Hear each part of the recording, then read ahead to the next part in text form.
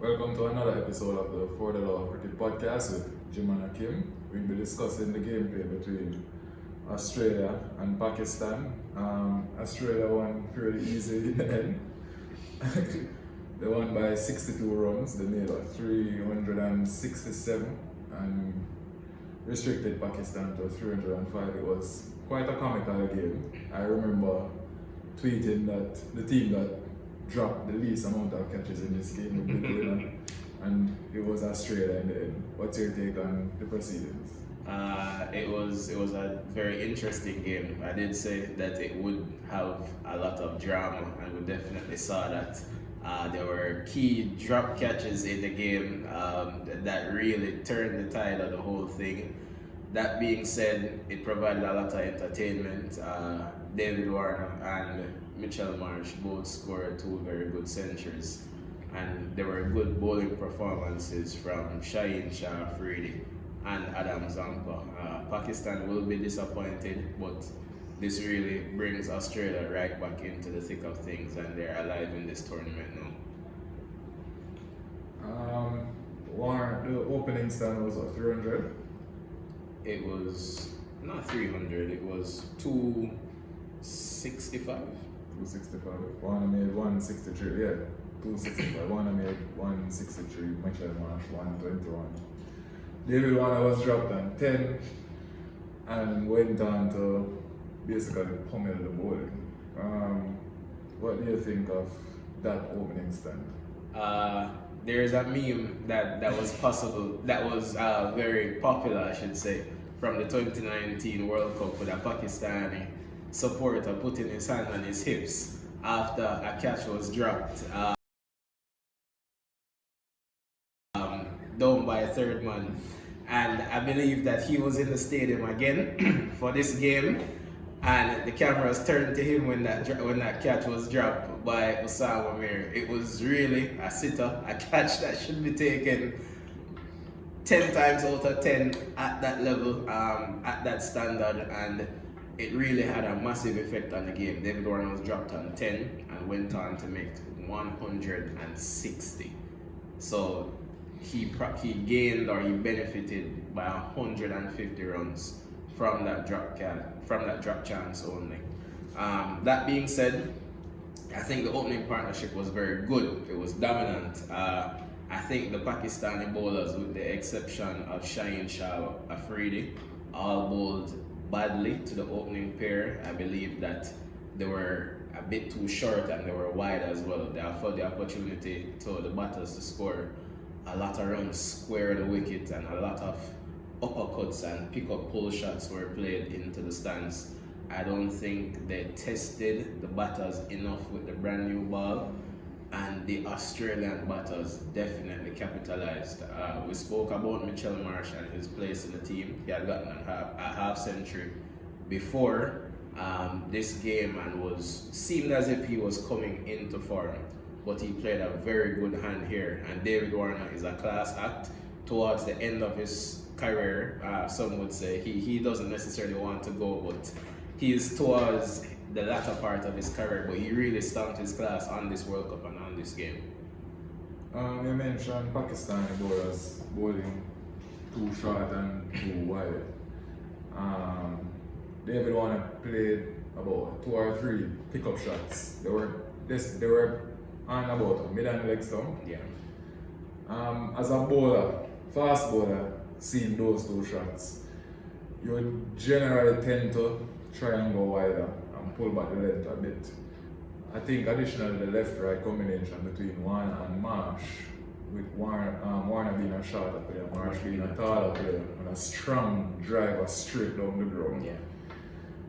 I think that was the reason that the lengths were shifted back a bit and the line was moved outside the half stop. So many times I can't really blame the bowling in situations like this. The fielders have to support. Yeah, I agree. Dropping I agree. a world class, one of the best one-day openers in the game thus far. You give him a chance, the bowling is going to pay. No matter where you bowl the ball, you cannot bowl 12 perfect balls to David Warner. And the margin for error with bowling to these these guys is very, very, very, very smart. And when they get going, the good balls go as well. Mitchell Marsh fell to Afridi, then stepped in Glenn Maxwell at number 3. With 16 overs to go, first ball, what happened? Glenn Maxwell just took a hack. It was a wild swipe. It didn't seem as if it had a lot of thought behind it. He was somebody that I tipped to be a key player in this game. Also pointed out the fact that he had never scored below double figures against Pakistan.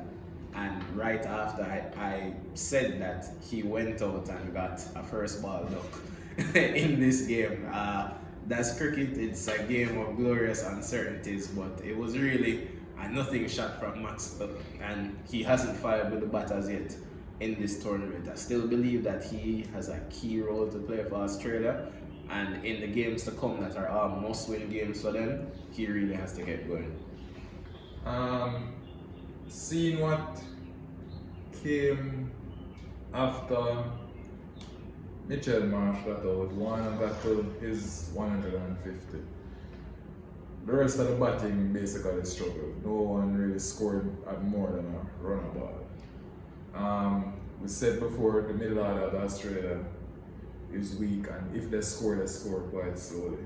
Do you think Pakistan will be ruined dropping those chances, given that they knew coming into the game that leading into the tournament, the Australian batting lineup has been very top heavy. All runs were scored between numbers 1 and 3. Steve Smith made 7, Stoinis 20, English 13, Labuschagne 8, Pat Cummins 6, Starc 2, Hazlewood 1. Well, Hazlewood made 9, Zampa made 1. Had they taken those chances, would it have been a different game? We know that Pakistan is a team that has the ability to get about 280, 300. I think Australia would have fallen in that range. It would have been an easier game for Pakistan. Definitely. I certainly believe it would have been an easier game if they had taken the chances. Look, we're both cricketers, we understand the nature of the game. We know that catches go down, but a catch like that really demoralizes everyone on the field, and it becomes even worse after you drop a player of David Warner's caliber and then you go out and see him play the shots that he played after. I'm sure after every boundary, after every run that was scored, Osama Mir would have probably wanted to go deeper and deeper into the ground, you know. But if that catch was taken, I believe that Australia probably would have gotten to about 270, 280 if so many. Credit must go to the Pakistani bowlers and the way they came back towards the latter stage of the innings, probably the last 15 overs after Mitchell Marsh got out. Harris Rauf bowled his first 4 overs for 59 runs. And then his next 4 overs, he got 3 wickets for 24. So he came back very well in his spell, and he and Afridi really destroyed the Australian batting effort towards the latter part of the innings. Afridi took a 5-wicket haul. He was very good, I believe, all day. 5 good wickets, showed a lot of skill, used a lot of variety, and he really led the attack well for Pakistan. He'll be disappointed because he was also the person that created the chance of David Warner. So he would be disappointed that that catch was dropped, because I believe that the bowling effort that he put in on a very good batting surface like this one should have propelled Pakistan to victory. We made mention in earlier episodes that Shaheen wasn't looking at his best. We can probably, this is just a small sample of one game, but we can say that he's looking closer to what he normally is like. He went on an hat-trick 2 times in this game, never completed it, but on a day where outside of Iftikhar Ahmed, the other bowlers were going at 8, 9, 10s, and in the case of Harris Rauf, he went at 15. Shaheen was going at 4.5 per over, and he really did well. Bowled a lot of cutters, slower bouncers. The batsmen could line him up as easily or as they would have liked. And as you mentioned, Harris Ralph came back well. What do you think? Sam Mary came in for Shadabgan. Basically went at 10 over in the game. What's your take on him? First time, I'm sure the first time I've seen him. He got a baptism of fire in this game. He was the person that dropped David Warren early out, and then he bowled a spell that was not very economical. Watching him bowl, he got a bit of side spin on the ball, wrist spin. He wasn't as consistent as he would have liked to be with his lens. That being said, he created a chance off David Warner. David Warner got dropped off him on 109. He still went on to score 160. So when you look at the Pakistani effort, I would say drop catches really cost them this game, because that 51 runs extra that David Warner added after being dropped off Mir, Pakistan ended up losing the game by about 60 runs. So that 50 runs was also pivotal. So as they say in cricket, catches win matches, and you have to take your chances. Yes, that extra 50 was pivotal, especially seeing how Steve Smith, Labuschagne, two very good players struggled against the middle overs with the spinners and the seamers bowling the half pace. Because Mir came on and he actually produced a chance from Steve Smith, sent him to slip. The skipper Babaras dropped him.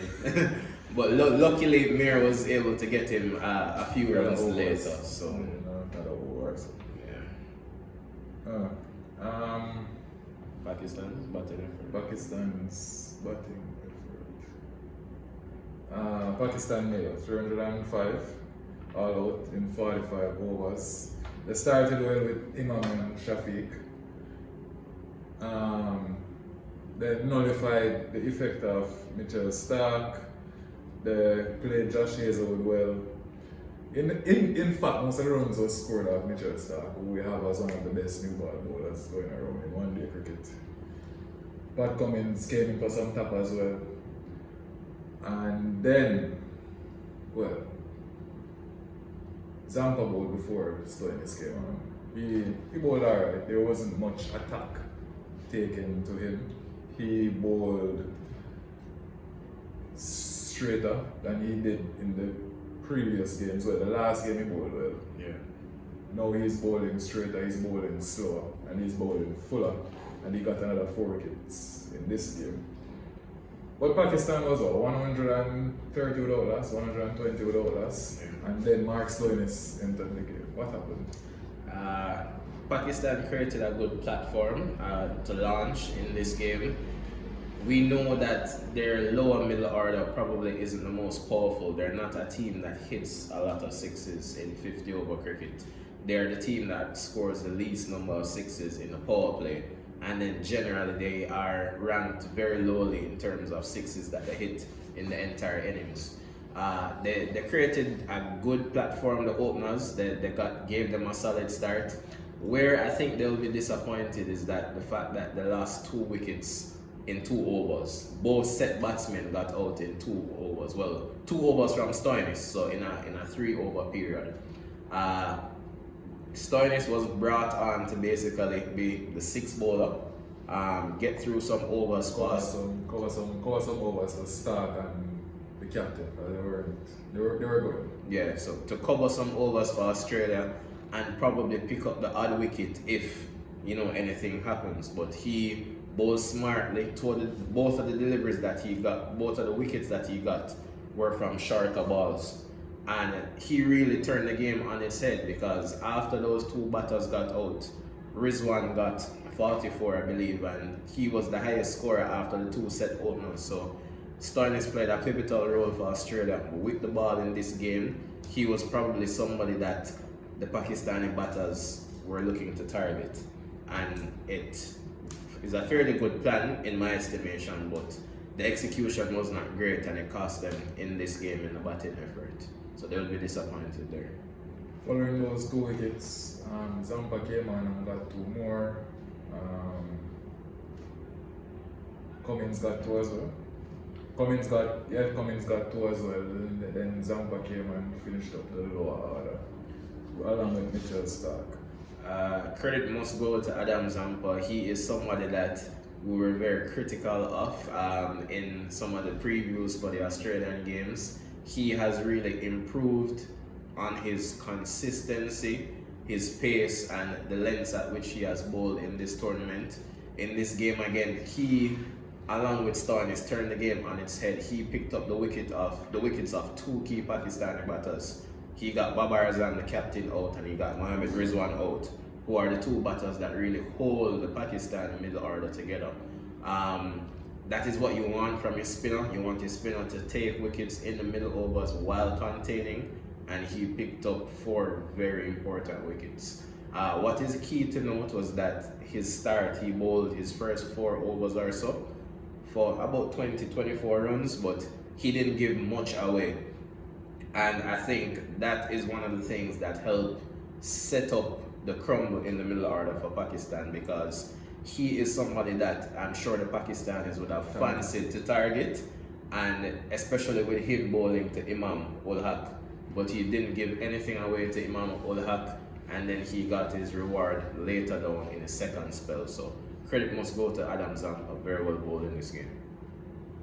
In addition to the catches, I think another point of difference were the 2 leg spinners. Yes. Usama went at 10, Zampa went at 5. Zampa went at 5. And the lengths and lines, Usama was a bit wider and shorter than Zampa. Zampa went more for the stumps. And it was a key. Remember we mentioned earlier that when we made mention that Usama would come in for Shadab Khan, or they would have played Shadab Khan along with Usama and let Nawaz go. And we said that the problem with playing the 2 leg spinners is the control.